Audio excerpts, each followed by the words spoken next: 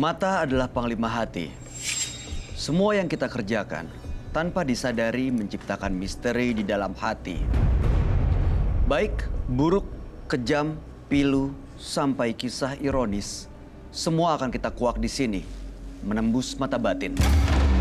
Program ini akan menghadirkan orang-orang yang pernah ataupun masih melakukan tindakan di luar batas kewajaran. Dan malam hari ini, bintang tamu yang hadir adalah Sesi Idris. Sesi, ya, Kak Bay. Partisipan yang hadir ke Menembus Mata Batin biasanya selalu berkaitan dengan pengalamannya dengan hal-hal mistis. Kamu sendiri punya pengalaman nggak dengan hal-hal yang nggak wajar gitu atau mistis? Kalau masalah kayak mistis, anak ngelihat sesuatu pas aku pulang syuting tuh ada, Kak Bay. Sesuatu tuh maksudnya makhluk gaib gitu? Mungkin ya, karena jadi ceritanya gini. Aku pulang syuting itu jam 1 malam, aku telepon suami aku minta bukain pintu saat itu. Dibukainlah dia pas lagi sama anak aku yang pertama, anak aku yang pertama tuh ditinggal di garasi mobil. Dia duduk di atas mobil, terus aku mundur gitu, parkir mundur, tiba-tiba dia kayak dari jauh udah celingak-celinguk gitu kan. Memang pas aku lagi bikin Instastory juga gitu, aku dari jauh udah, tuh ngapain tuh anak tuyul belum tidur? Aku bilang gitu tuh, anakku gitu. Ada anak tuyul belum tidur sambil aku Instastory mundur. Pas aku lagi mundur, tiba-tiba dia ngomong nih, lagi Instastory memang. Terus dia tiba-tiba, Bunda sama siapa tuh pulangnya? Bunda lihat dong Bunda sama siapa sih? Gitu. Terus aku yang, Bunda sama siapa? Bunda nggak sama siapa-siapa. Enggak tuh, Bunda ada siapa tuh di sebelah Bunda. Gitu. Jadi, apa yang dia lihat? Entah, dan dia nggak bisa ngomong, dia cuman kayak, Bunda sama siapa? Bunda pulang sama siapa? Gitu. Terus aku apa yang, Bunda pulang sama siapa? Bunda sendiri gitu. Terus udah aku langsung masuk lari bawa anak aku. Itu cuma sekali atau sering kejadian seperti itu? Sering ya, sering nggak. Kalau itu sekali. Kalau yang sering itu adalah anak aku yang kedua itu suka banget ngobrol di kaca gede di salah satu sudut kamar aku gitu. Jadi kalau udah mulai malam atau maghrib gitu dia suka ngobrol sendiri. Pernah ditanya sama siapa ngobrolnya? Ditanya nama anak 2 tahun setengah. Gitu aku pengen nanya, Keisha ngobrol sama siapa sih nak? Enggak gitu doang. Enggak ngasih tahu. Aduh. Tapi kamu nggak pernah ngeliat langsung kan ya? Kalau aku tuh ngelihat nggak pernah, tapi kalau aku tuh orang yang peka, jadi aku bisa tahu kayak terasa aja gitu. Berasa banget, dan aku tuh kan gampang kemasukan. Itu dulu ya. Kalau sekarang tuh aku udah bisa kayak ngerasain kayak kalau udah mulai yang ada yang aneh, aku kayak bisa mulai yang oh aku harus seperti ini gitu. Kalau dulu tuh aku nggak bisa. Aku benar-benar masuk ya masuk. Gitu. Aduh, mudah-mudahan malam ini Aduh, jangan deh. Baik-baik aja ya Sesi Iya. ya. Jangan deh. Partisipan kita yang berikut ini adalah seorang wanita yang mengaku sebagai pemuja jin. Malam hari ini dia akan kami panggil dengan nama samaran. Kami persilahkan Sondang.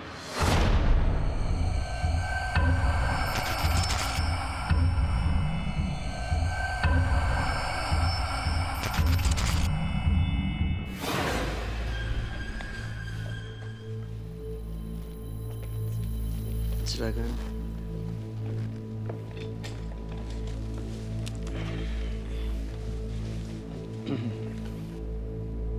Selamat malam. Malam. Boleh kami tahu pekerjaan Anda sehari-hari? Pekerjaan saya sibuk.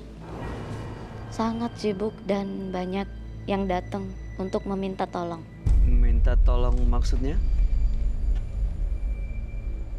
Kalian saya bisa banyak segala hal, bisa membantu orang, menyembuhkan penyakit orang. Hal yang teraneh saya bisa, karena saya punya keahlian ilmu sakti dan saya pemuja setan. Oke, apa yang mau Anda ceritakan pada malam hari ini dan apa tujuan Anda? Tujuan saya ke sini, saya mau bercerita. Saya adalah penganut ilmu hitam. Dan apapun yang saya lakukan, ketika saya senang dan saya suka, saya bisa. Jadi malam ini Anda hanya mau cerita soal itu? Atau ada tujuan lain? Ada. Yaitu? Saya menunjukkan keahlian saya dan kesaktian saya. Oke. Kami akan mengajak Anda untuk bertemu dengan sahabat kami. Dan Anda bisa ceritakan sebenarnya semua yang Anda rasakan. Karena terus terang kalau saya melihat Anda, sepertinya Anda berbicara dan mendengarkan sesuatu di telinga. Dan saya nggak bisa melihat apa-apa. Mungkin nanti sahabat kami bisa mengajak Anda untuk berbicara. Sebaiknya Anda langsung cerita kepada sahabat kami. Dia adalah seorang indigo. Kami persilahkan, Roy Kiyoshi. Sebelumnya, tim Mata Batin sudah memberikan tanggal lahir dan nomor rumah partisipan kepada Roy Kiyoshi. Dengan mata batinnya, Roy akan membaca berdasarkan angka yang kami berikan.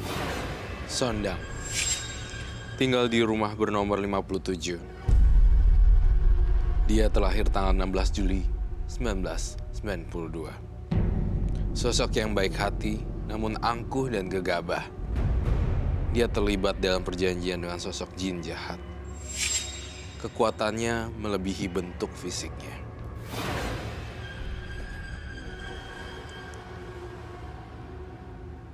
Saya melihat dalam penerawangan batin saya, Sondang suka makan bunga kantil. Dan saya mencium aroma bau terasi di sini. Tampaknya ada makhluk halus yang menyamar.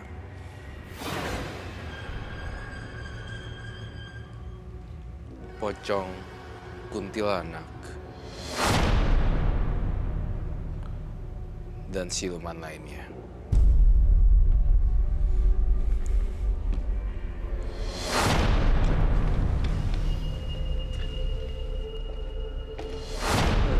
Selamat malam.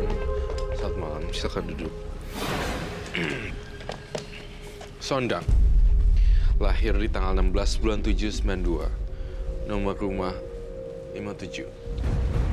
Mbak Sondang adalah seorang penganut black magic, pemuja jin, dan mendapatkan apa yang Anda mau. Sebelumnya juga sering mengobati dan membantu orang yang membutuhkan pertolongan. Dan malam hari ini ingin berbagi dan menunjukkan keahlian yang Anda miliki. Ya, benar. Berbagi dan menunjukkan. Menunjukkan keahlian yang dia punya. Oke. Jadi di sini tidak butuh advice ya, tidak butuh saran berarti. Gak tahu, saya kalau ngelihat dia sepertinya kalau bicara tuh ada bisikan-bisikan yang dia ikut Dia, gitu. jadi setiap kali saya lihat Mbak Sondang, dia kayak hidup dengan planetnya sendiri gitu, Pak, dunianya sendiri gitu. Cara memandangnya, cara ngobrolnya, gestur, body language-nya juga beda banget sama orang-orang normal kebanyakan gitu loh. Saking kebanyakan Mbak Sondang punya barang-barang aneh yang di tempat lain seperti itu. Yang kamu lihat ada apa di sekelilingnya, Roy? Saya lihat banyak banget makhluk-makhluk aneh seperti bentuk-bentuk reptil, terus kemudian hewan-hewan gitu kayak kelelawar, kayak itu kayak yang benda hewan-hewan magis gitu loh. Itu yang saya lihat di Mbak Sondang. Apakah betul? Benar. Kamu memuja itu ya? Benar. Bener ya? Benar. Siluman maksudnya, Roy? Iya, semacam pesugihan kalau bisa diperhalus bahasanya. Apakah itu betul? Betul. Awal ceritanya gimana Anda punya kemampuan dan ini melakukan pemujaan, pesugihan segala macam, gimana awalnya? Itu pemberian itu dari kakek. Dan itu saya diberi sama kakek itu umur kurang lebih umur 12 tahun kelas 6. Ketika itu saya kurang kasih sayang dan orang tua saya tidak tahu kabarnya di mana, dan saya di sana putus asa. Saya putus asa. Yang seharusnya saya ada kasih sayang seorang tua, itu tidak ada. Anda tahu orang tua Anda kemana? Saya tidak tahu. Mereka ada di mana saat ini? Tidak ada. Dua-duanya. Dan kabarnya memang sudah lama pisah dan tidak tahu.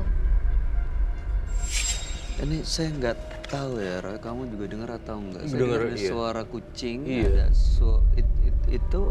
Barusan kan saya berbicara tentang hewan ya. Iya, Hewan-hewan.